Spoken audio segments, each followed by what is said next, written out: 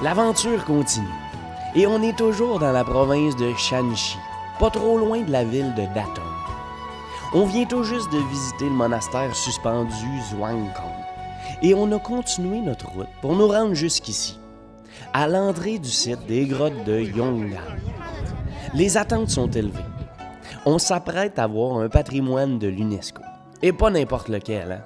Parce que les grottes de Yonggang, bien c'est un des plus célèbres sites anciens de sculpture. On compte 53 grottes, plus de 200 niches et environ 51 000 statues. L'entrée des grottes, enfin l'entrée touristique, est majestueuse. Une longue série de colonnes et un temple de toute beauté.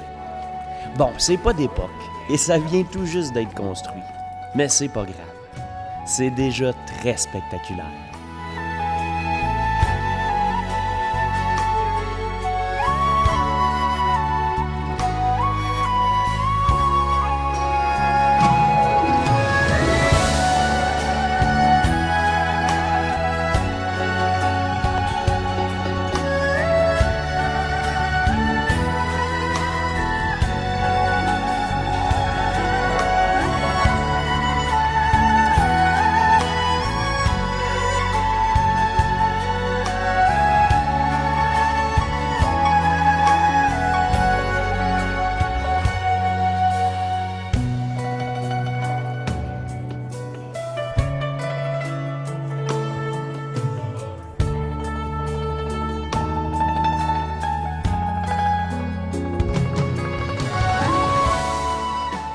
Les grottes de Yonggang ont été aménagées entre les 5e et 6e siècles.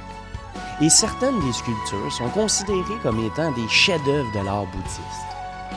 Les travaux ont commencé en l'an 460 et il a fallu 60 ans pour achever ce qui est aujourd'hui le plus ancien ensemble de sculptures bouddhiques de toute la Chine. Les grottes sont taillées directement dans des falaises de grès sur presque 1 kilomètre. Le style combine à la fois les formes de l'art traditionnel chinois et des influences étrangères. Parce qu'après avoir traversé la Perse, le style hellénistique ou style grec est parvenu jusqu'au nord de l'Inde où il s'est fondu dans les traditions locales. De là, le bouddhisme a été exporté par les marchands tout le long de la route de la soie jusqu'en Chine.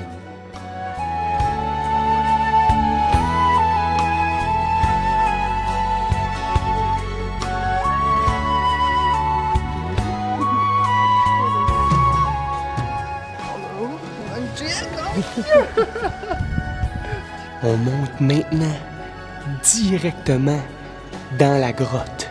Ça s'en vient très intéressant.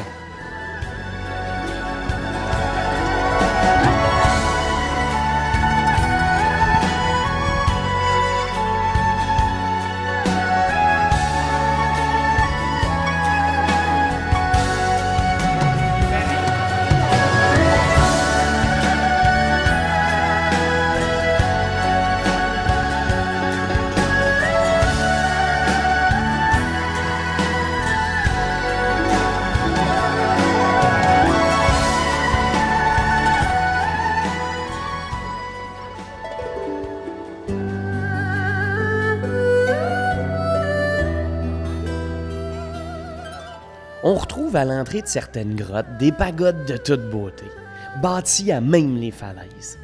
Et ces pagodes-là, bien c'est la porte d'entrée pour un autre monde. Parce qu'une fois à l'intérieur, on retrouve des fresques murales exceptionnelles. Les murs, les plafonds, tout est décoré. Bon, la qualité des images est pas terrible, mais disons qu'étant donné que j'ai pas vraiment le droit de filmer à l'intérieur des grottes, bien je fais ce que je peux pour vous faire découvrir ces petits bijoux.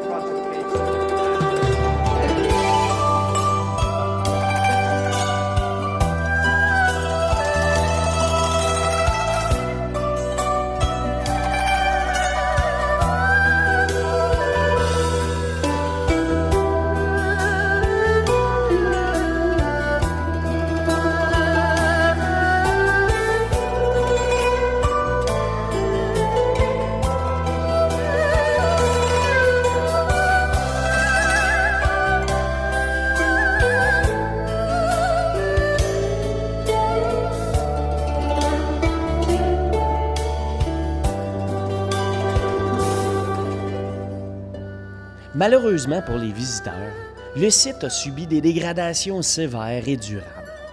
L'érosion, le vent, le sable et la pollution atmosphérique ont grandement affecté l'ensemble des grottes.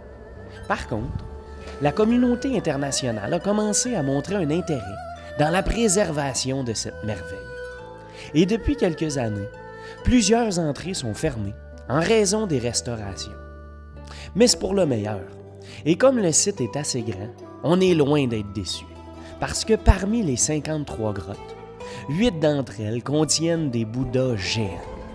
Le plus grand, il est haut de 17 mètres.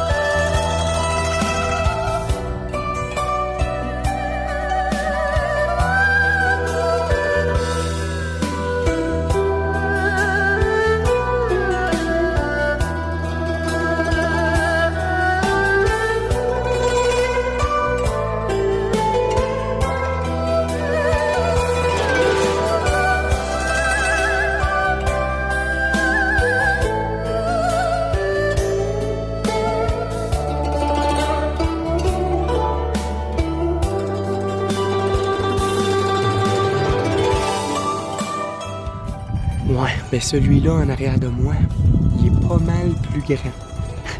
Et il y en a beaucoup des comme ça, c'est fou, creuser directement dans la roche, c'est vraiment impressionnant.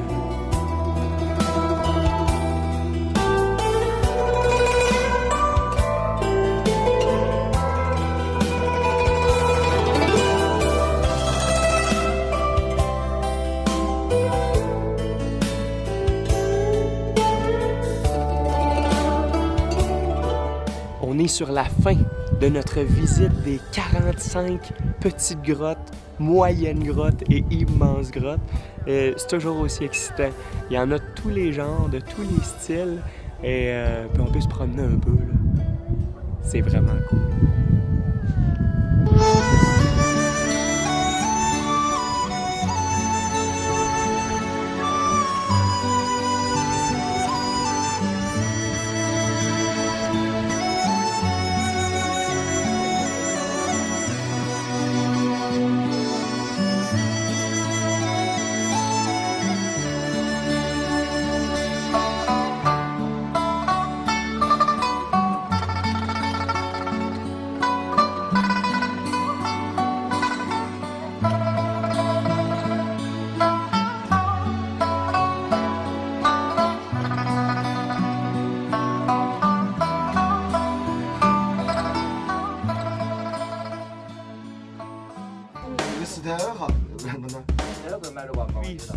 On est de retour en montagne. Ça faisait pas longtemps, mais ça fait du bien. Et je suis avec une amie aujourd'hui. Et on s'amuse, on a beaucoup de plaisir. Et on est à Sanjingshan. Yeah, et c'est de toute beauté. On se promène sur le bord des montagnes